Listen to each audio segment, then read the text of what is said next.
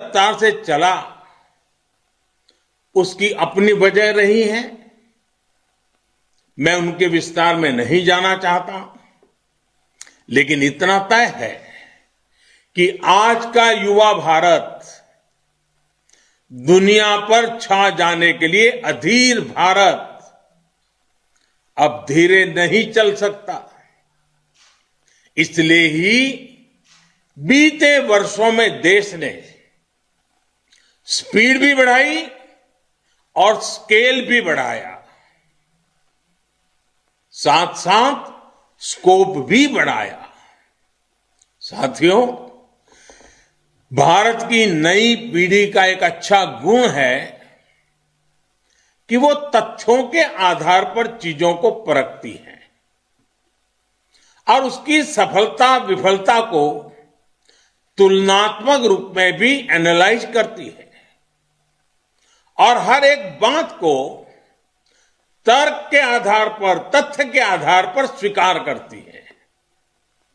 भारत में gas based economy को लेकर अभी जो काम हो रहा है, उसमें भी कई तर्क और तथ्य बहुत ही महत्वपूर्ण है। साथियों, हमारे देश में पहली inter state natural gas pipeline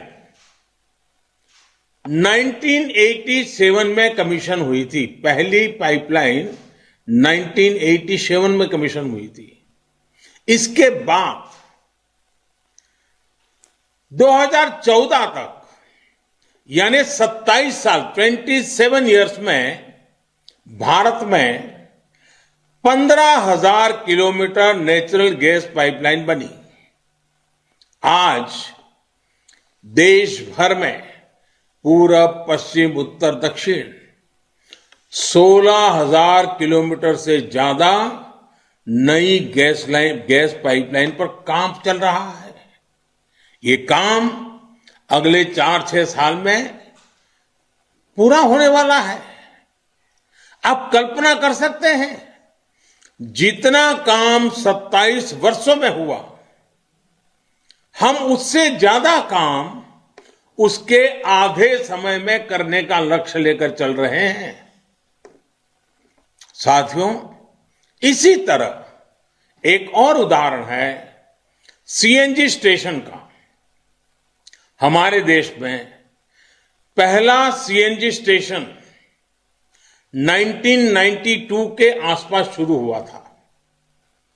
साल 2014 तक 22 साल में हमारे देश में सीएनजी स्टेशनों की संख्या 900 से ज्यादा नहीं थी, 900 से ज्यादा नहीं थी।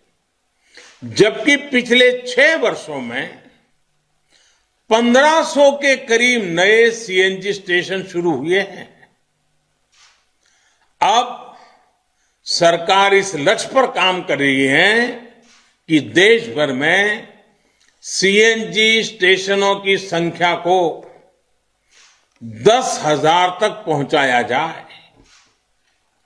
अभी जो ये पाइपलाइन कमीशन हुई है, ये भी केरला और कर्नाटका के अनेक शहरों में 700 सीएनजी स्टेशन खोलने में मदद करेगी।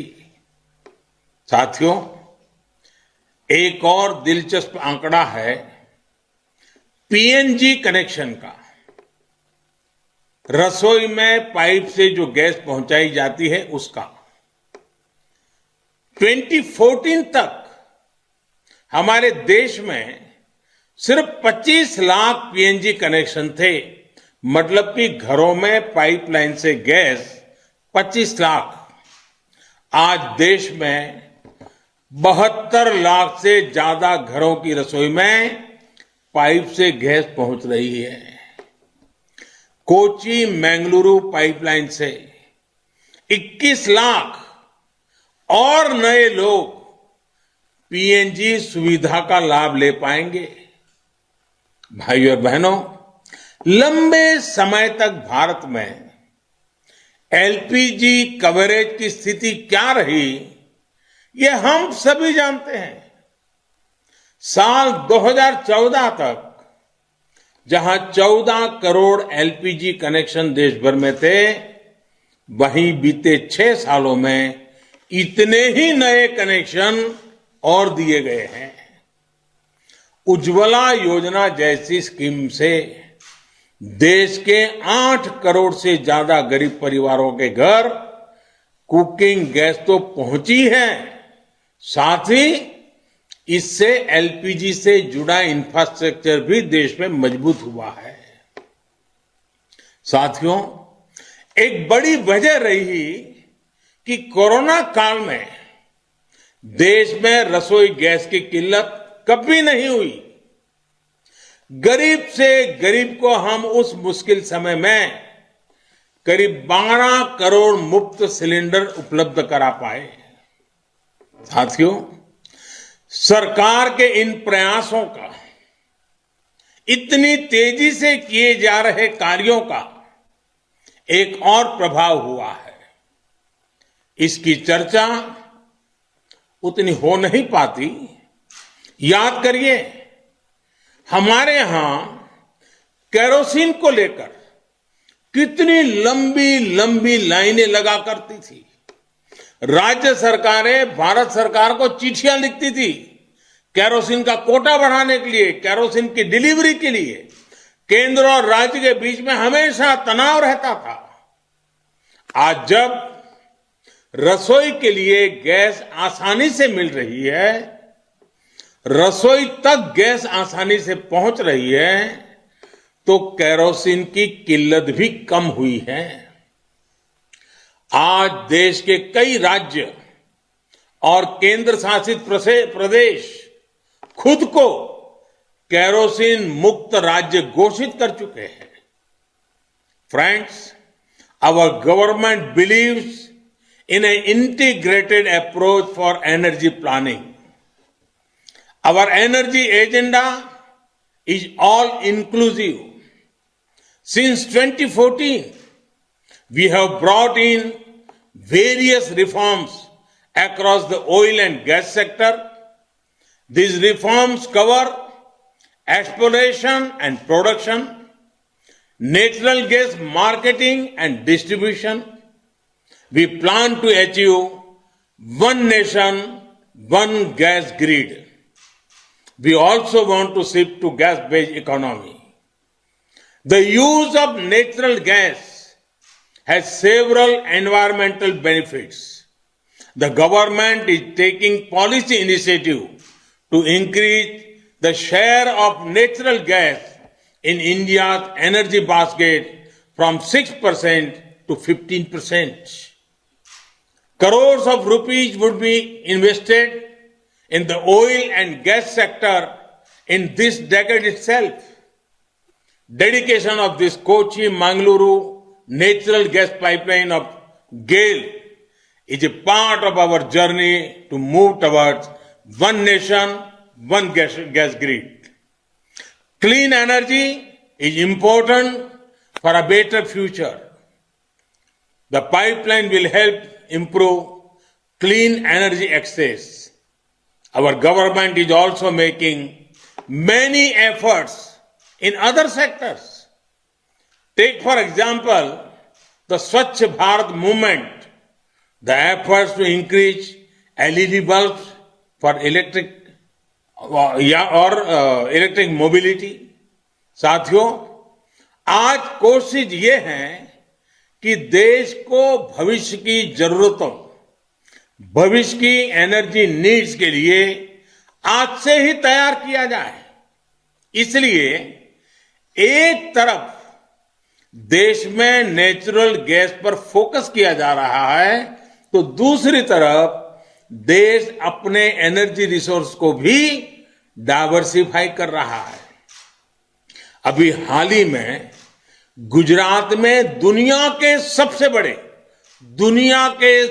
बड़े रिन्यूएबल एनर्जी प्लांट का हाइब्रिड सिस्टम का रिन्यूएबल एनर्जी प्लांट का काम शुरू हुआ है। विंड और सोलर कंबाइन। इसी तरह आज देश में ही बायोफ्यूल्स पर बहुत बड़े स्तर पर काम चल रहा है। गन्ना हो या अन्य एग्रो प्रोडक्ट्स हो, इनसे इथेनॉल के निर्माण पर गंभीरता से काम किया जा रहा है। अगले 10 साल में पेट्रोल में होने वाली इथेनॉल ब्लेंडिंग को 20% तक करने का लक्ष्य रखा गया है। यही नहीं, इलेक्ट्रिक मोबिलिटी से जुड़े सेक्टर को, इसमें जुड़े इंफ्रास्ट्रक्चर को भी बहुत अधिक प्रोत्साहन दिया जा रहा है। हम देशवासी को पर्याप्त, सस्ता, प्रदूषण रहित ईंधन मिले, बिजली मिले, इसके लिए हमारी सरकार पूरी प्रतिबद्धता से काम कर रही है। भाइयों और बहनों, देश के संतुलित और तेज विकास की सोच हमारे कोस्टल एरिया के डेवलपमेंट को लेकर भी स्पष्ट रूप से दिखती है। केरला हो, कर्नाटका हो, साउथ इंडिया के हर राज्य में जो समंदर से सटे हैं, वहां ब्लू इकोनॉमी के विकास के लिए एक कॉम्प्रिहेंसिव प्लान पर काम हो रहा है। ब्लू इकोनॉमी आत्मनिर्भर भारत का एक बहुत बड़ा स्रोत बनने वाला है। हमारे पोर्ट्स हो, कोस्टल रोड्स हो, इनको दूसरे माध्यमों से कनेक्ट किया जा रहा है। मल्टी मॉडल कनेक्टिविटी पर हमारा विशेष फोकस है। हमारा coastal region ease of living का भी मॉडल हो रहा है। ईज ऑफ डूइंग बिजनेस भी बेहतरीन हो, इसी लक्ष्य के साथ काम किया जा रहा है। भाइयों और बहनों, समुद्री किनारे पर बसी एक बड़ी आबादी हमारे किसानों की है, हमारे मछुआरे साथियों की है। ये सभी साथी समुद्री संपदा पर निर्भर ही नहीं है, बल्कि इसके बहुत बड़े संरक्षक भी हैं। इसलिए पूरे कोस्टल इकोसिस्टम की सुरक्षा और समृद्धि बहुत जरूरी है। बीते सालों में इसके लिए अनेक सार्थक कदम उठाए गए हैं। मछुआरों को डीप सी फिशिंग के लिए जरूरी मदद हो, फिशरीज का अलग डिपार्टमेंट बनाना हो, मत्स्य व्यापार से जुड़े साथियों को भी सस्ते ऋण के लिए किसान क्रेडिट कार्ड देना हो, इससे सामान्य मछुआरे साथी को भी लाभ हो रहा है। कुछ महीने पहले देश में 20,000 करोड़ रुपए की मत्स्य संपदा योजना शुरू की गई है। इसका सीधा लाभ केरला और कर्नाटका के लाखों मछुआरे साथियों को होने वाला है। आज मछली से जुड़े एक्सपोर्ट में तो हम तेजी से आगे बढ़ ही रहे हैं। एक क्वालिटी प्रोसेस सी फूड का हब भारत हो, इसके लिए भी हर जरूरी कदम उठाए जा रहे हैं। दुनिया में सीवीड की डिमांड बढ़ रही है, जिसको पूरा करने में भारत अहम भूमिका निभा सकता है। सीवीड फार्मिंग के लिए किसानों को जितना प्रोत्साहन मिलेगा, उतनी ही तेजी से इस क्षेत्र में भी हम आगे बढ़ेंगे। हम एकजुट होकर संकल्पित भाव से काम करेंगे, तभी हम हर राष्ट्रीय लक्ष्य को तेजी से हासिल कर पाएंगे। एक बार फिर कोची मंगलुरु गैस पाइपलाइन के लिए केरला और कर्नाटक के सभी नागरिक भाइयों बहनों को, इस काम से जुड़े हुए सभी महानुभावों को अनेक अनेक बधाइयां देता हूं, बहुत बहुत बधाई देता हूं। धन्यवाद।